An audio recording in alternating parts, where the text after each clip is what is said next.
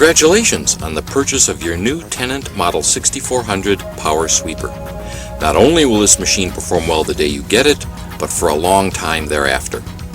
To clean with your Model 6400, simply get into the driver's seat, turn on the machine, confirm the vacuum system is on, increase the engine speed to high, confirm the hopper door is open, lower the main brush and side brush if needed, and propel forward at about 3 to 5 miles per hour.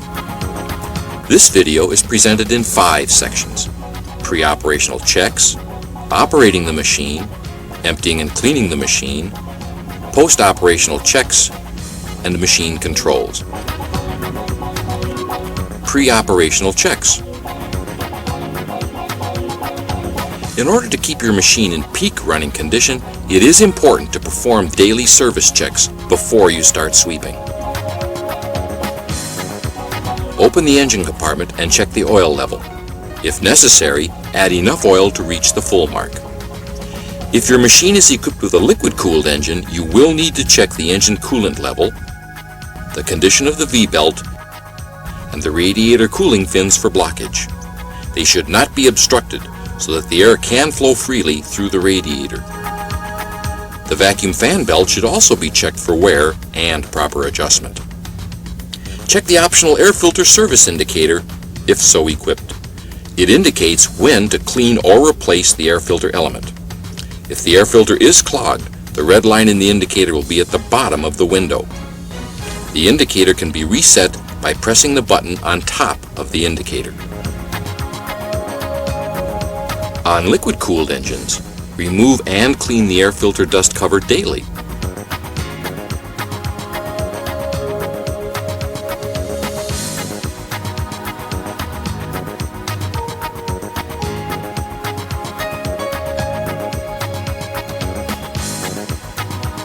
When replacing the cover, be sure the arrows are pointing upward. Check the hydraulic fluid level by removing the breather cap on the hydraulic tank. Check the skirts in the brush compartment for wear or tears. Proper dust control depends on their condition. The hopper left front skirt should also be checked to see that it is within 1/8 inch of the floor. The brushes are extremely important for top sweeping performance. Neither brush should have wire, string, rope, or banding material wrapped around them.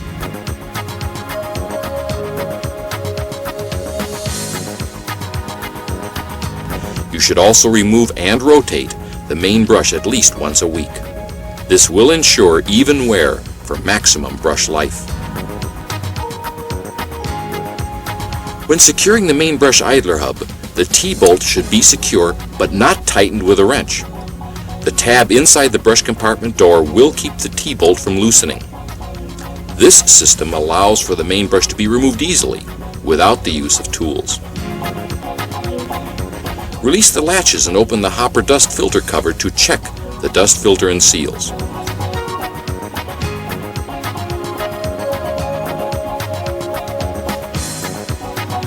Lift the filter and check the seal on the bottom of the filter. Also look for tears and confirm that it is not impacted with dirt and dust.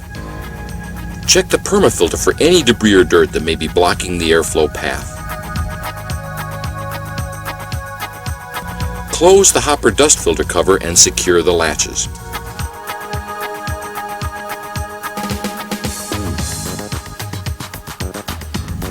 Check the seal on the hopper opening. Operating the machine. Once you are seated in the operator's seat, adjust both the seat and steering wheel to your comfort. With the throttle lever in the lowest setting, turn the key to the right to the start position. On machines equipped with gas or LP engines, pull out the choke. Once the engine is started, slowly push the choke lever in. If your machine is equipped with a diesel engine, the ignition key should be turned fully counterclockwise and held until the glow plug indicator light goes out. This allows the glow plugs to heat up the compression chamber, which aids in starting a cold engine.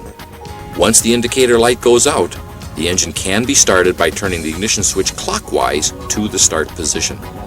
On the far left of the operator is the vacuum fan duct and the filter shaker control. For normal sweeping, confirm that the lever is in the center position. Just to the left of the operator is the engine throttle lever, the main brush control, and the hopper control levers. Whenever you are sweeping, the engine speed should be pushed all the way forward to the rapid speed setting. The hopper door opened and the main brush lever set forward to the adjustable stop. The side brush is great for sweeping right up to curbs, racks, and walls. If the side brush is to be used, lower it using the lever on the right side of the control panel in front of the operator. The brush pressure can be adjusted by turning the handle above the directional control pedal. The main brush and the side brush both start automatically when lowered and stop when raised.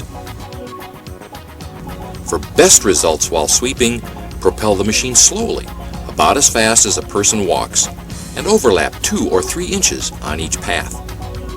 If you've never driven a Tennant machine, spend a few minutes cleaning with your machine in an open area.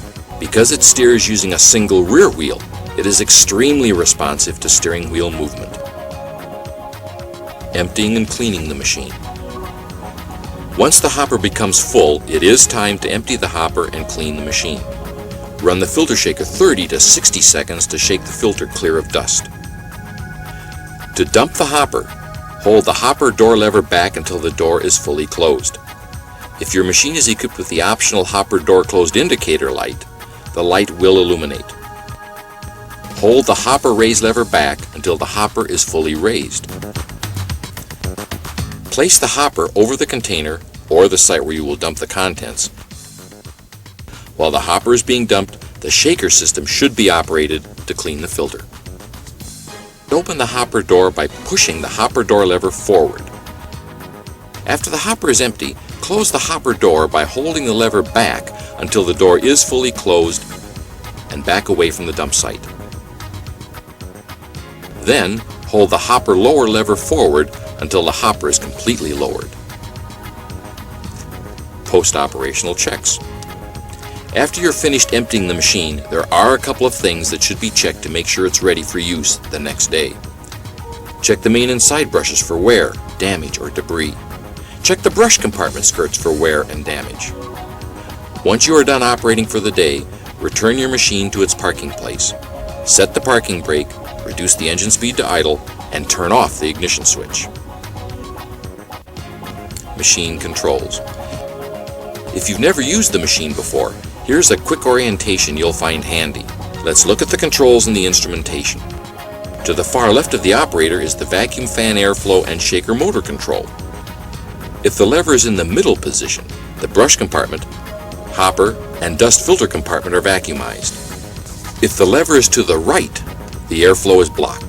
This setting is used when sweeping in a damp area where dust control is not required and you need to protect the dust filter from being damaged by moisture. If the lever is held in the left position, the shaker motor used to clean the dust filter runs.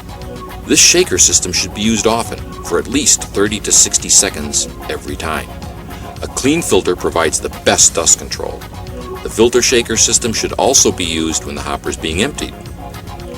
Immediately to the operator's left are the controls for the engine speed, main brush, hopper door position, and hopper position. To increase the engine speed to a working speed, move the speed control lever to the full forward position.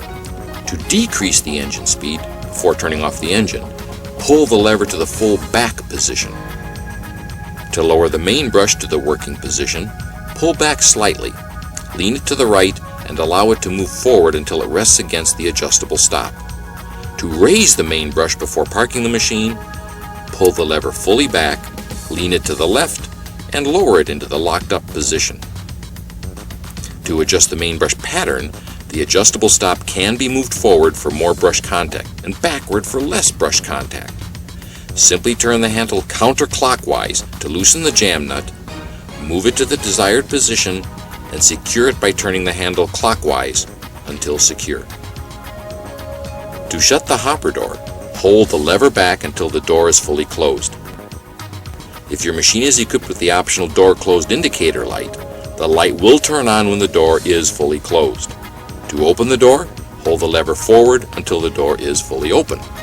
To raise the hopper, hold the lever back until the hopper is fully raised. To lower the hopper, hold the lever forward until the hopper is fully lowered.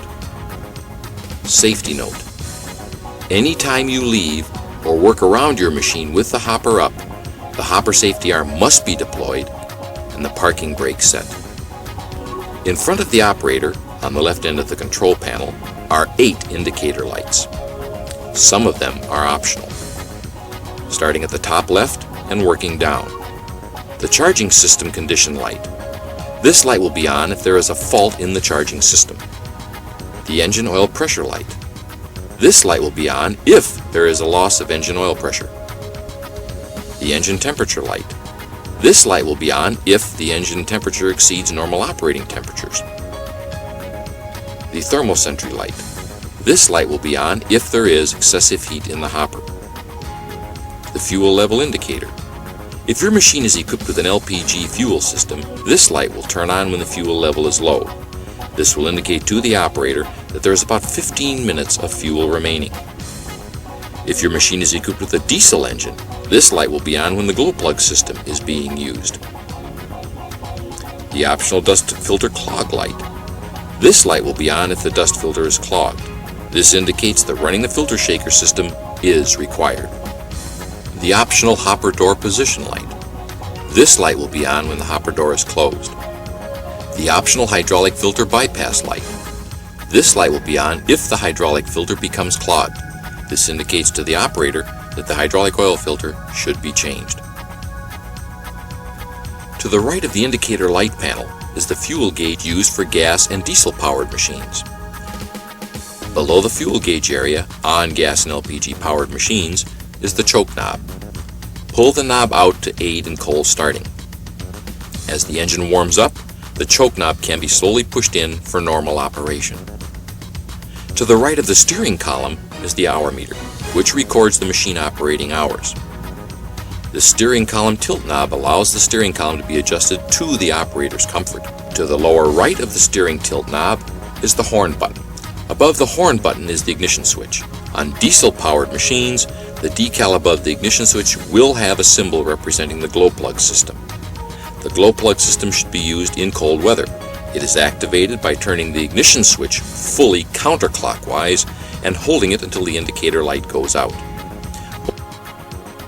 On gas and LPG machines, simply turn the ignition switch clockwise until the engine starts. To the right of the ignition switch is the side brush control handle. To lower the side brush, pull back slightly on the handle, lean it to the left, and lower it into the working position. To raise the side brush, pull the handle back, lean it to the right, and lower it into the locked up position. As mentioned earlier, the side brush deflection can be adjusted by using the handle above the directional control pedal. To increase the side brush deflection, turn the handle counterclockwise. To decrease the side brush deflection, turn it clockwise.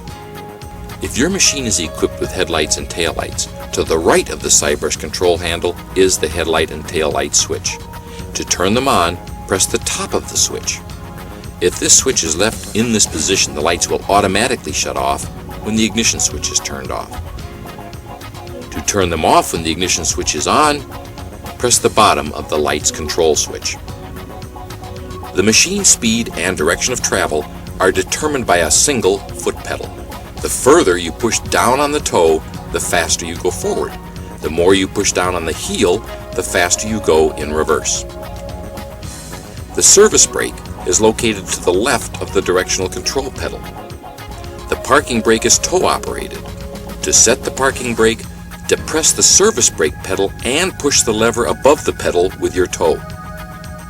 The brake will stay in the locked position until the service brake pedal is depressed again and released. Electrical circuit breakers protect the system in case of an electrical malfunction. The breaker can be reset by pushing the button in the center of the breaker after it has been allowed to cool. If the circuit breaker cannot be reset or trips again, qualified service personnel should be notified. If you've never operated a Tennant machine before, spend just a couple of minutes familiarizing yourself with these controls. Performing the daily service checks and following the proper operating procedures for this particular machine will ensure that it will perform in top condition throughout its useful lifetime.